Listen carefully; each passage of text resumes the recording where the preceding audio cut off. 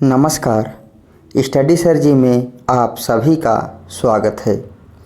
आज हम इस वीडियो के माध्यम से एनसीईआरटी की कक्षा 7वीं की हिंदी पाठ्यपूरक पुस्तक बाल महाभारत कथा के अध्याय 8 द्रोणाचार्य को पढ़ेंगे।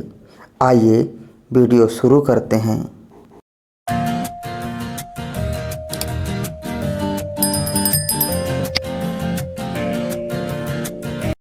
आचार्य द्रोण महर्षि भरद्वाज के पुत्र थे। पांचाल नरेश का पुत्र द्रुपद भी द्रोण के साथ ही भरद्वाज आश्रम में शिक्षा पा रहा था। दोनों में गहरी मित्रता थी। कभी कभी राजकुमार द्रुपद उत्साह में आकर द्रोण से यहाँ तक कह देता था कि पांचाल देश का राजा बन जाने पर मैं आधा राज्य तुम्हें दे दूंगा। शिक्षा प्राप्त होने पर द्रोणाचार्य ने कृपाचार्य की बहन से ब्याह कर लिया। उससे उनके एक पुत्र हुआ जिसका नाम उन्होंने अश्वत्थामा रखा। द्रोण अपनी पत्नी और पुत्र को बड़ा प्रेम करते थे। द्रोण बड़े गरीब थे। वह चाहते थे कि धन प्राप्त किया जाए और अपनी पत्नी व पुत्र के साथ सुख से रहा जाए। उन्हें खबर लगी कि परशुराम अपनी सारी संपत्ति गरीब ब्राह्मणों को बांट रहे हैं, तो भागे भागे उनके पास गए। लेकिन उनके पहुंचने तक परशुराम अपनी सारी संपत्ति वितरित कर चुके थे और वनगमन की तैयारी कर रहे थे। द्रोण को देखकर वह बोले, ब्राह्मण श्रेष्ठ, आपका स्वागत है, पर मेरे पास तो जो कुछ था वह मैं बांट चुका हूँ। अब यह मेरा शरीर और धनुर्विद्या ही है।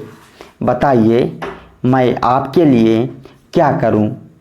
तब द्रोण ने उनसे सारे अस्त्रों के प्रयोग तथा रहस्य सिखाने की प्रार्थना की। परशुराम ने यह प्रार्थना स्वीकार कर ली और द्रोण को धनुर्विद्या की पूरी शिक्षा दे दी। कुछ समय बाद राजकुमार द्रुपद के पिता का देहावसान हो गया और द्रुपद राजगद्दी पर बैठा। द्रोणाचार्य को जब द्रुपद के पांचाल देश की राजगद्दी पर बैठने की खबर लगी तो यह सुनकर वह बड़े प्रसन्न हुए और राजा द्रुपद से मिलने पांचाल देश को चल पड़े। उन्हें गुरु के आश्रम में द्रुपद की लड़कपन में की गई बातचीत याद थी।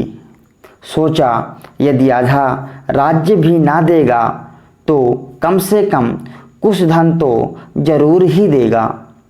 यह आशा लेकर द्रोणाचार्य राजा द्रुपद के पास पहुँचे और बोले, मित्र द्रुपद, मुझे पहचानते हो ना? मैं तुम्हारा बचपन का मित्र द्रोण हूँ। ऐश्वर्य के मद में मत्ते हुए राजा द्रुपद को द्रोणाचार्य का आना बुरा लगा और द्रोण का अपने साथ मित्र का सा व्यवहार करना तो और भी उसे अखरा। वह द्रोण पर गुस्सा हो गया और बोला, ब्राह्मण, तुम्हारा यह व्यवहार सज्जनोचित नहीं है। मुझे मित्र कहकर पुकारने का तुम्हें साहस कैसा हुआ? सिंहासन पर बैठे हुए एक राजा के साथ एक दरिद्र प्रजाजन की मित्रता कभी हुई है? तुम्हारी बुद्धि कितनी कच्ची है। लड़कपन में लाचारी के कारण हम दोनों को जो साथ रहना पड़ा, उसके आधार पर तुम द्रुपद से मित्रता का दावा करने लगे। दरिद्र की धनी के साथ, मूर्ख की विद्वान के साथ और कायर की वीर के साथ मित्रता कहीं हो सकती है? मित्रता बराबरी की हैसियत वालों में ही होती है। जो किसी राज्य का स्वामी ना हो वह राजा का मित्र कभी नहीं हो सकता। द्रुपद की इन कठोर गर्भोक्तियों को सुनकर द्रोणाचार्य बड़े लज्जित हुए और उन्हें क्रोध भी बहुत आया। उन्होंने निश्चय किया कि मैं इस अभिमानी राजा को सबक सिखाऊंगा और बचपन में जो मित्रता की बात हुई थी उसे पूरा करके चैन लूँगा। वह हस्तिनापुर पहुँचे और वहाँ अपनी पत्नी के भाई कृपाचार्य के यहाँ गुप्त रूप से रहने लगे। एक रोज़ हस्तिनापुर के राजकुमार नगर से बाहर कहीं गेंद खेल रहे थे। इतने में उनकी गेंद एक कुएं में जा गिरी। युधिष्ठिर उसको निकालने का प्रयास करने लगे तो उनकी अंगूठी भी कुएं में गिर पड़ी। सभी राजकुमार कुएं के चारों ओर झांक झांक कर देखने लगे, पर उसे निकालने का उपाय उनको नहीं सूझता था। एक कृष्णवर्ण का बालक मुस्कुराता हुआ यह सब चुपचाप देख रहा था। राजकुमारों को उसका पता नहीं था। राजकुमारों को अचरज में डालता हुआ वह बोला, राजकुमारों बोलो, मैं गेंद निकाल दूं तो तुम मुझे क्या दोगे? ब्राह्मण श्रेष्ठ, आप गेंद निकाल दोगे तो कृपाचार्य के घर आपकी बढ़िया दावत करेंगे। युधिष्ठिर ने हंसते हुए कहा। तब द्रोणाचार्य ने पास में पड़ी हुई सींक उठा ली और उसे पानी में फेंका। सींक गेंद को ऐसे जाकर लगी जैसे तीर, और फिर इस तरह लगातार कई सींकें वे कुएं में डालते गए। सींकें एक दूसरे के सिरे से चिपकती गईं। जब आखिरी सींक का सिरा कुएं के बाहर पहुंच गया तो द्रोणाचार्य ने उसे पकड़कर खींच लिया और गेंद निकल आई। यह सब राजकुमार आश्चर्य से देख रहे थे।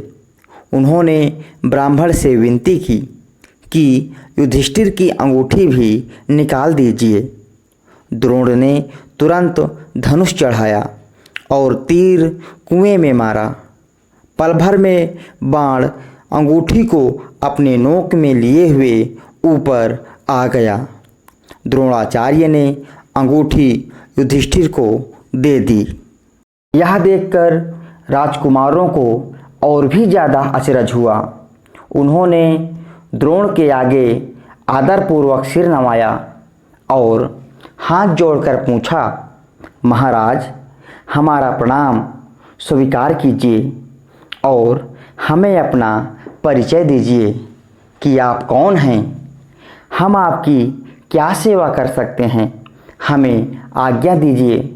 द्रोण ने कहा, राजकुमारों, यह सारी घटना सुनाकर पितामह भीष्म से ही मेरा परिचय प्राप्त कर लेना। राजकुमारों ने जाकर पितामह भीष्म को सारी बात सुनाई तो भीष्म ताड़ गए कि हो न हो वे सुप्रसिद्ध आचार्य द्रोण ही होंगे। यह सुनकर उन्होंने निश्चय कर लिया कि अब से राजकुमारों की अस्त्र शस्त्र द्रोणाचार्य के ही द्वारा पूरी कराई जाए। बड़े सम्मान से उन्होंने द्रोण का स्वागत किया और राजकुमारों को आदेश दिया कि वे गुरु द्रोण से ही धनुर्विद्या सीखा करें। कुछ समय बाद जब राजकुमारों की शिक्षा पूरी हो गई तो द्रोणाचार्य ने उनसे गुरु दक्षिणा के रूप में पांचाल राज द्रुपद को कैद कर लाने के लिए कहा। उनकी आज्ञानुसार पहले दुर्योधन और कर्ण ने द्रुपद के राज्य पर धावा बोल दिया, पर पराक्रमी द्रुपद के आगे वे ना ठहर सके, हार कर वापस आ गए। तब द्रोण ने अर्जुन को भेजा। अर्जुन ने पांचाल राज की सेना को तहस नहस कर दिया और राजा द्रुपद को उनके मंत्री सहित कैद करके आचार्य के सामने ला खड़ा किया। द्रोणाचार्य ने मुस्कुराते हुए द्रुपद से कहा, हे वीर, डरो नहीं किसी प्रकार की विपत्ति की आशंका ना करो। लड़कपन में तुम्हारी हमारी मित्रता थी, साथ साथ खेलें कूदें उठे बैठें। बाद में जब तुम राजा बन गए तो ऐश्वर्य के मद में आकर तुम मुझे भूल गए और मेरा अपमान किया।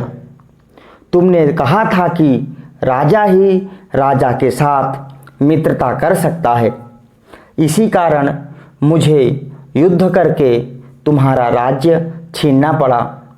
परंतु मैं तो तुम्हारे साथ मित्रता ही करना चाहता हूँ, इसलिए आधा राज्य तुम्हें वापस लौटा देता हूँ, क्योंकि मेरा मित्र बनने के लिए भी तो तुम्हें राज्य चाहिए ना। मित्रता तो बराबरी की हैसियत वालों में ही हो सकती है।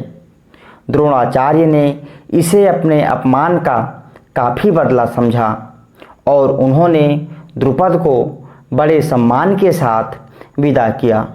इस प्रकार राजा द्रुपद का गर्व चूर हो गया, लेकिन बदले में घृणा दूर नहीं होती। किसी के अभिमान को ठेस लगने पर जो पीड़ा होती है उसे सहन करना बड़ा कठिन होता है। द्रोण से बदला लेने की भावना द्रुपद के जीवन का लक्ष्य बन गई। उसने कई कठोर व्रत और तप इस कामना से किए कि उसे एक ऐसा पुत्र हो जो द्रोण को मार सके, साथ ही एक ऐसी कन्या हो जो अर्जुन को ब्याही जा सके। आखिर उसकी कामना पूरी हुई। उसके धृष्टद्युम्न नामक एक पुत्र हुआ और द्रौपदी नाम की एक कन्या। आगे चलकर कुरुक्षेत्र की भूमि में अजेय द्रोणाचार्य इसी धृष्टद्युम्न के हाथों मारे गए थे। तो इस प्रकार द्रोणाचार्य इस अध्याय को हमने पढ़ लिया है। आशा करता हूँ आप सभी को वीडियो पसंद आएगी। यदि अभी तक आपने हमारे चैनल को सब्सक्राइब नहीं किया है तो कृपया हमारे चैनल को सब्सक्राइब करें और हमारे चैनल के साथ बने रहें। वीडियो देखने के लिए बहुत बहुत धन्यवाद।